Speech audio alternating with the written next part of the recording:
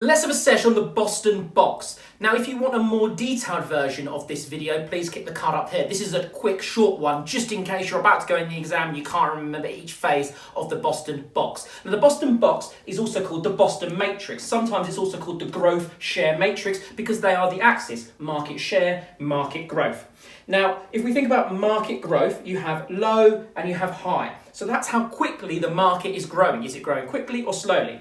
On the other side, you've got market share, how much your business has of the market, what share they have. Do they have a small share, low, or do they have a large share, high?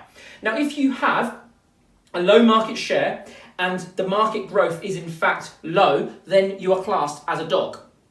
If you have market share that's low and your market growth is high, then you are classed as a question mark. So you're in a fast growing market, but you don't have much of it. But if you're in a fast growing market and you have lots of the market share, then you're classed as a star. And finally, the position that you would rather be in most of the time is that you have a high market share, but in a market that is growing slowly. The reason why is likely you're going to get less entrants into the market, less rivals, so you can milk those profits. Hence, it's sometimes called cash cows.